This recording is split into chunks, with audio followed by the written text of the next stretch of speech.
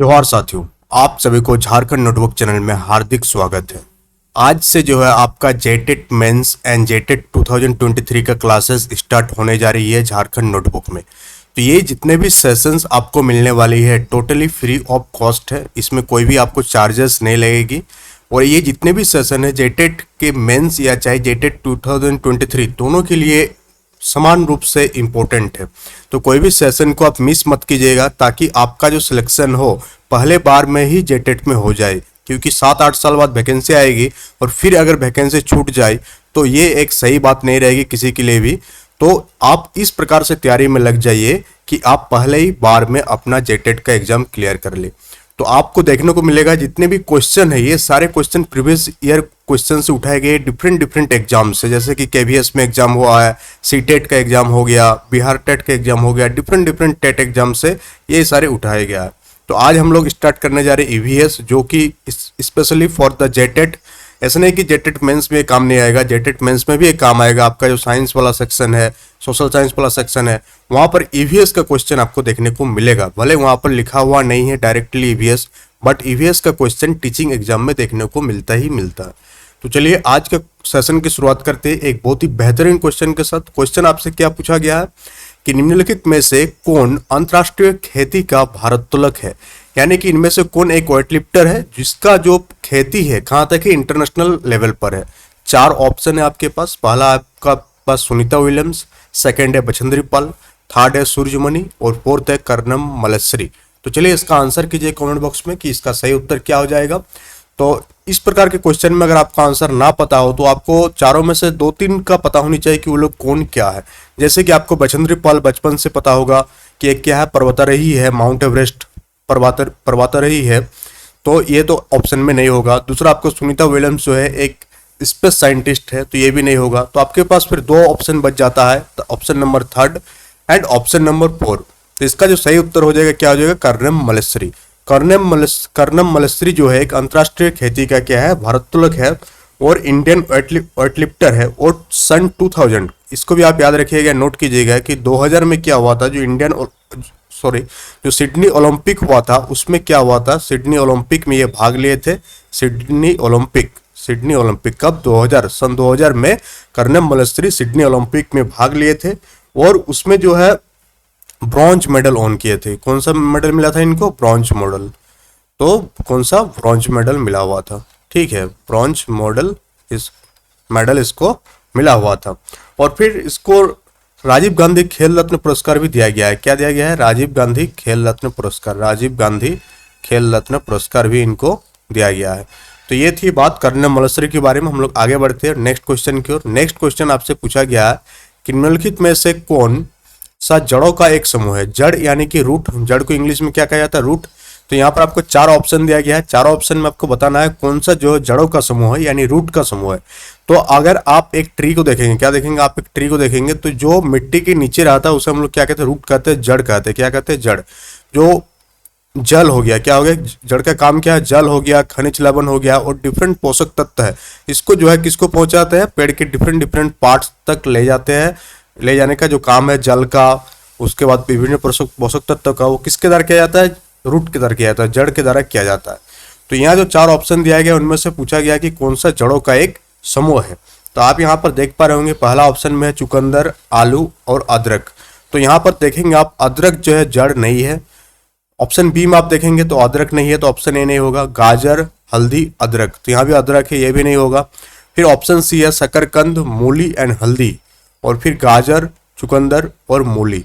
तो इसका जो सही उत्तर हो जाएगा ऑप्शन नंबर डी हो जाएगा कि जो गाजर हो गया, चुकंदर हो गया और मूली हो गया, ये तीनों क्या है, जड़ों का समूह है। किसका समूह है, जड़, यानी कि रूटों का एक ग्रुप है, जड़ों का समूह है।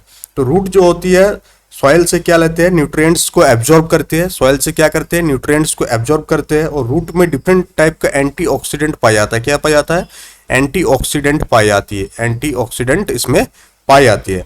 साथ ही जितने मैक्सिमम टाइप का जो विटामिन हो गया, जैसे कि विटामिन सी हो गया, बी हो गया, ए हो गया, आयरन हो गया, ये सारे जड़ में पाई जाती है। किसमें पाई जाती है, जड़ों में पाई जाती है। तो सेशन कैसा लग रहा है कमेंट बॉक्स में कमेंट कीजिएगा। आप लोग ये सोच रहे होंगे कि अभी वैकेंसी की पता नहीं, बट क्लासेस चालू कर दिए हैं। क्लासेस पढ़ते रहना आपके लिए जरूरी है। भले ही ये आपके ये एग्जाम में नहीं है बट कोई दूसरा एग्जाम में हो जाएगा, बट यही पढ़ाई आपका काम में आएगा। इसलिए पढ़ाई जारी रखिए, बाकी वैकेंसी कब आएगी कब नहीं आएगी ये सब देखते रहेंगे। और साथ ही जो सीटेट का फॉर्म भी आप लोग डाल देंगे, जो लोग सीटेट क्लियर नहीं किए हैं, आने वाले टाइम में DSSB का भी वैकेंसीज आ रही है, तो वहां पर भी आपको जो है ये जो पढ़ाई आप कर रहे हैं वो आपके काम आने वाली है।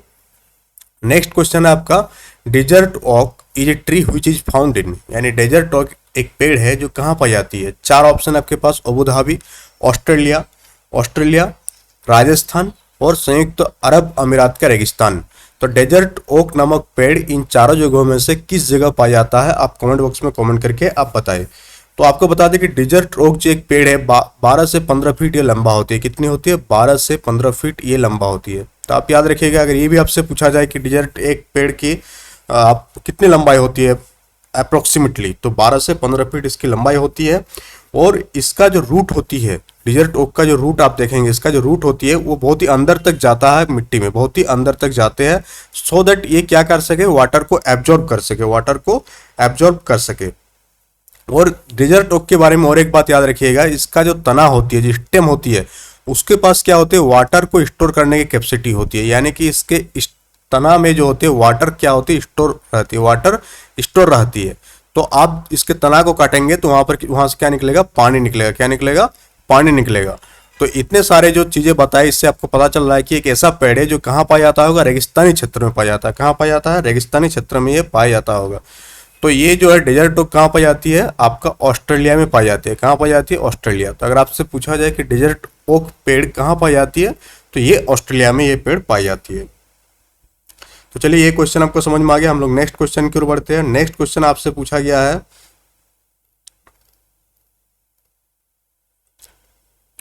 नेक्स्ट क्वेश्चन में बहुत ही बेहतरीन क्वेश्चन है कि नेप्थेसिंस एक पौधा जो शिकार करता है, नेप्थेसिंस क्या है? एक पौधा है जो शिकार करता है, उसके बारे में निम्नलिखित कथनों पर विचार कीजिए। पहला कथन आपसे पूछा गया है कि यह पौधा जो है भारत में, ऑस्ट्रेलिया, इंडोनेशिया और मेघालय में पाया जाता है। नेप्थोसिंस क्या है? एक पेड़ का नाम है जो क्या करता है, शिकार करता है। क्या करता है? शिकार करता है। अब इस पेड़ से संबंधित आपको सही कथन चूज करना है, करेक्ट स्टेटमेंट आपको चूज करना है, ठीक है।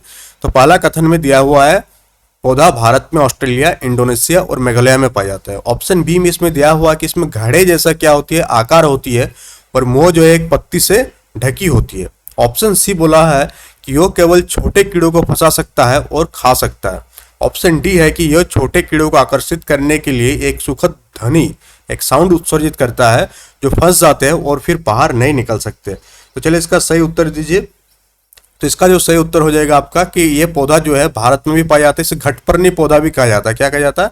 इसके एनसीईआरटी बुक में आप देखेंगे तो इसको घटपर्णी नाम लिखा हुआ। क्या? घटपर्णी पौधा, जो कि कीटभक्षी पौधा है। कौन सा पौधा है? कीटभक्षी, यानी कि ये कीटों को खाते हैं। किसको खाते हैं? कीटभक्षी पौधा है, ये कीटों को खाते हैं। ये एक मांसाहारी पौधा हम लोग कह सकते हैं। क्या ये मांसाहारी पौधा है? मांसाहारी, क्योंकि कीटों को ये खा रहा है, कीटों को ग्रहण कर रहा है, तो मांसाहारी में गिनती आएगा इसका। तो ये पौधा जो है भारत में पाया जाता है, सही बात है। ऑस्ट्रेलिया में पाया जाता है, इंडोनेशिया और मेघालय में पाया जाता है। तो ऑप्शन ए जो है आपका सही स्टेटमेंट है। ऑप्शन बी स्टेटमेंट कि इसमें घड़े जैसा आकार होता है और मोह एक पत्ती से ढके होता है, तो ऑप्शन बी भी सही है। बाकी ये कोई ध्वनि जो है, ये जो लिखा हुआ यहाँ पर कि सुखद ध्वनि उत्सर्जित करता है, ये गलत है। कोई साउंड प्रोड्यूस नहीं करता है, और ये केवल छोटे कीड़ों को नहीं फंसा सकता है, उससे थोड़ा बड़े साइज के भी कीड़ों को फंसा सकते हैं। तो ऑप्शन सी एंड डी नहीं होगा। करेक्ट स्टेटमेंट क्या हो जाएगा? Option A and option B. तो इसका सही उत्तर हो जाएगा ऑप्शन ए। तो आपको क्लियर हो गया ये।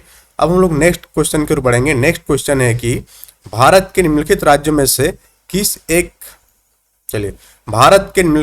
में से किस एक में दांडी समुद्री तट स्थित है, जहां महात्मा गांधी ने स्वतंत्रता से पहले अपनी प्रसिद्ध यात्रा की थी। तो हम लोग इतिहास में सभी दांडी यात्रा के नाम जरूर सुनेंगे। किसका? दांडी यात्रा। दांडी यात्रा क्यों किया गया था? दांडी यात्रा महात्मा गांधी के नेतृत्व में किया गया था नमक कानून के विरोध में। अंग्रेज सरकार नमक कानून बनाया था, नमक पर टैक्स लगा दिया था। तो उसी नमक जो टैक्स है उसको, और कानून में ये भी बताया गया था कि इंडियंस जो है नमक नहीं बना सकते हैं, नमक को खरीदना ही होगा, यानी कि उसको टैक्स पे ही करना होगा। तो फिर दांडी यात्रा निकाला गया, किसकी ओर से? महात्मा गांधी की ओर से। और फिर वो एक बहुत ही प्रसिद्ध जो है एक आंदोलन में गिना जाता है महात्मा गांधी का। तो पूछा गया कि दांडी जो है वो कौन सा राज्य में स्थित है? दांडी कौन सा राज्य में स्थित है? तो आप देखेंगे जो दांडी जो है, चार ऑप्शन आपके पास, आंध्र प्रदेश, कर्नाटक, महाराष्ट्र और गुजरात। आपको बता दें कि जो नमक का उत्पादन होती है, जो खंबात की खाड़ी है वहां भी नमक का उत्पादन होती है। तो इसका जो सही उत्तर हो जाएगा, दांडी नामक जो जगह है कौन सा स्टेट में है, गुजरात में है। कहां पर है, गुजरात में। तो दांडी आप याद रखिएगा, दांडी कौन सा स्टेट में है, दांडी नामक जो समुद्री तट है वो गुजरात में स्थित है। और ये कब हुआ था दांडी यात्रा, 1930। ये भी आप याद रखिएगा कि 1930 में दांडी यात्रा हुई थी। ये भी आपसे पूछा जा सकता है कि दांडी यात्रा कब हुई थी। तो दांडी यात्रा जो आपका 1930 में हुआ था नमक कानून के विरोध में। कहां से कहां तक गया था, साबरमती आश्रम से। कहां से, साबरमती आश्रम से दांडी यात्रा की शुरुआत हुआ था। साबरमती आश्रम से कहां तक, दांडी तक। साबरमती आश्रम से दांडी तक ये यात्रा हुई थी, जिसे हम लोग दांडी यात्रा के नाम से जानते हैं। और नमक कानून के विरोध में 1930 में हुई थी। और ये कौन सा स्टेट में है, गुजरात स्टेट में ये है। चलिए ये क्लियर हो गया आपका। हम लोग नेक्स्ट क्वेश्चन की ओर देखेंगे कि कपकपी के साथ तेज बुखार, जिसका इलाज जो है सिनकोना के पेड़ की छाल से किया जाता है, तो वो बुखार का नाम क्या है। इंग्लिश में भी आप देख लेंगे कि high fever with severe which can be treated with the bark of cinchona tree is. पहला ऑप्शन है आपका टाइफाइड, ऑप्शन 2 है मलेरिया, ऑप्शन सी है चिकनगुनिया, ऑप्शन 4 है डेंगू। तो चलिए इसका सही उत्तर दीजिए कि एक ऐसा बीमारी, एक ऐसा बुखार जो कपकपी के साथ होती है और बहुत ही तेज आता है, और इसके इलाज के लिए हम लोग क्या, एक पेड़ की छाल का यूज करते हैं। कौन सा पेड़ का, सिनकोना पेड़ का छाल का यूज करते हैं। तो बुखार का नाम क्या है, टाइफाइड, मलेरिया, चिकनगुनिया, डेंगू। तो चलिए इसका सही उत्तर कीजिए। तो इसका जो सही उत्तर हो जाएगा आपका मलेरिया। मलेरिया में तेज बुखार आती है, क्या आती है, कपकपी के साथ तेज बुखार आती है। और इसका इलाज के लिए हम लोग क्या करते हैं, सिनकोना के पेड़ की छाल को हम लोग यूज करते हैं। तो सही उत्तर हो जाएगा ऑप्शन नंबर बी, इसका सही उत्तर हो जाएगा कि मलेरिया। क्या हो जाएगा, मलेरिया।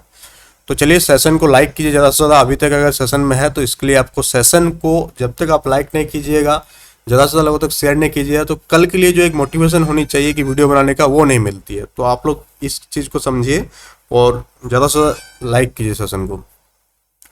फिर ये पूछा गया कि चेराव कौन से लोगों का नृत्य है। 4 राज्य का नाम दिया हुआ, झारखंड, मिजोरम, मणिपुर और मेघालय। यानी चेराव डांस जो है कौन सा लोगों का डांस फॉर्म है। तो आपको याद होना चाहिए कि जो चेराव जो है आपका किसका है, मिजोरम के लोगों का एक नृत्य है। जैसे झारखंड का क्या है, चलिए झारखंड का नृत्य का नाम आप लिखेंगे, झारखंड का एक नृत्य का नाम कमेंट बॉक्स में कमेंट करके आप लिखेंगे। अब नेक्स्ट क्वेश्चन हम लोग देखेंगे। नेक्स्ट क्वेश्चन है कि नेबरिंग स्टेट ऑफ तमिलनाडु का पड़ोसी राज्य कौन कौन सा है।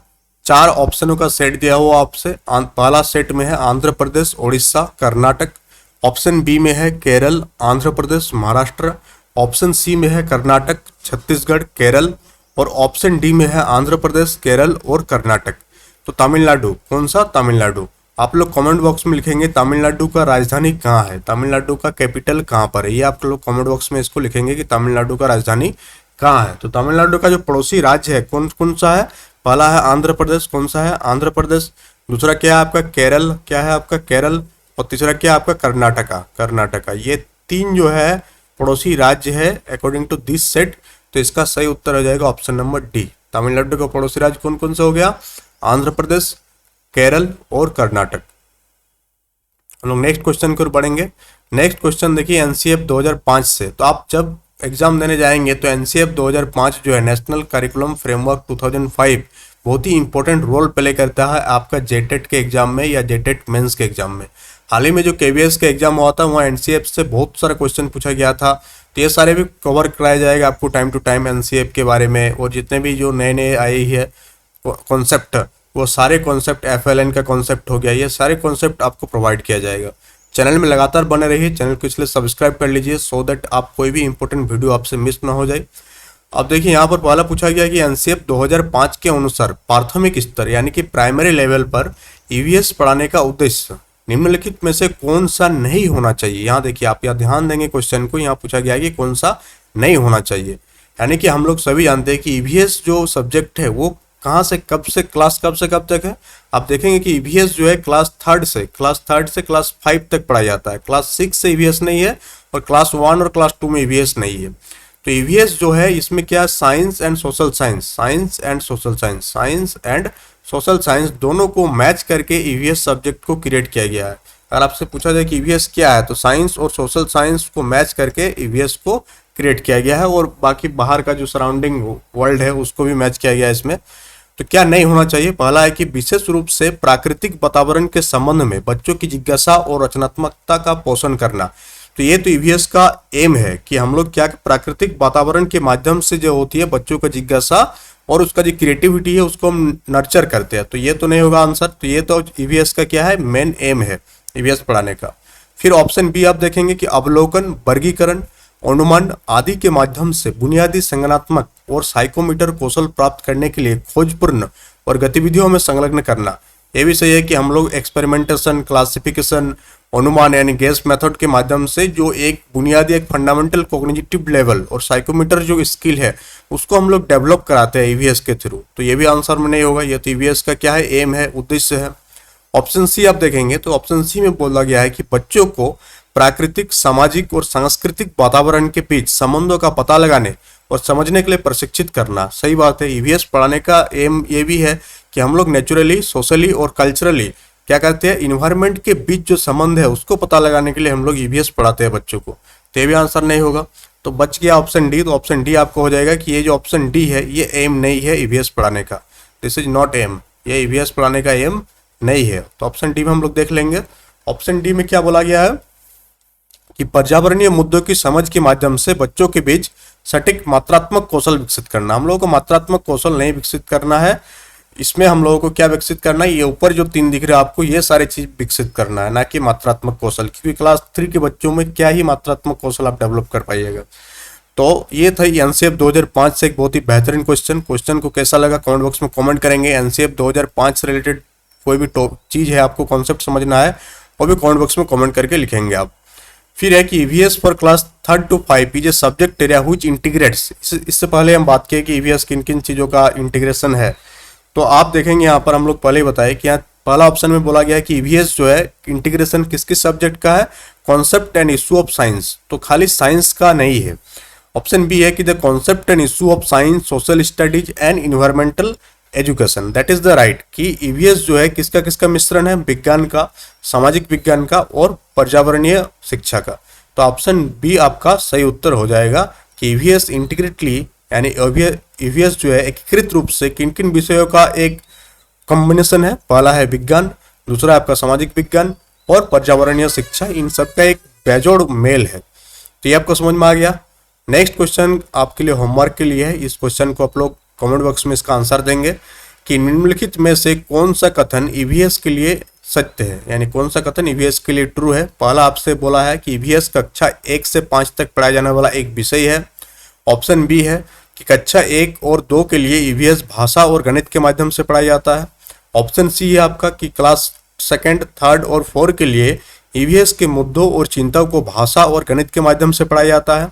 ऑप्शन डी है कि क्लास 1 और 2 के लिए ईवीएस की चिंताओं और मुद्दों को विज्ञान और सामाजिक विज्ञान के माध्यम से पढ़ाया जाता है। तो आप लोग इसको कमेंट बॉक्स में कमेंट करके इसका आंसर को आप लोग देंगे। सेशन कैसा लगा, इस सेशन को आगे भी कंटिन्यू कराना चाहते हैं तो सेशन को ज़्यादा से ज़्यादा लोगों तक शेयर कीजिए, सो दैट सेशन का रीच बढ़े। और साथ ही सेशन पसंद आ रहा है तो सेशन को लाइक कीजिए। ये जो पीडीएफ है आपको टेलीग्राम चैनल में मिल जाएगा, आप टेलीग्राम चैनल को ज्वाइन कर लीजिए। आप ये मत सोचिएगा कि वैकेंसी नहीं आ रही है तो आप पढ़ाई करना बंद कर देंगे। अगर ये सारे क्वेश्चंस जो है ऑल इंडिया लेवल पर कोई भी टेट एग्जाम हो, कोई भी टीचिंग एग्जाम हो, वहाँ पर आपका इंपॉर्टेंट रोल प्ले करेगी। तो ये सारे क्वेश्चंस का लेवल आप देख रहे होंगे कि किस लेवल का क्वेश्चंस आपको कराया जा रहा है। आपसे बच्चे लेवल का क्वेश्चन नहीं कराया जा रहा, आपसे वही क्वेश्चन कराया जा रहा है जो एग्जाम में पूछे जाते हैं। तो आप लोग कमेंट बॉक्स में कमेंट करके इस सेशन के बारे में फीडबैक जरूर दीजिएगा और ज़्यादा से ज़्यादा लोगों तक इसको शेयर कीजिएगा। तो that's all for today, thank you.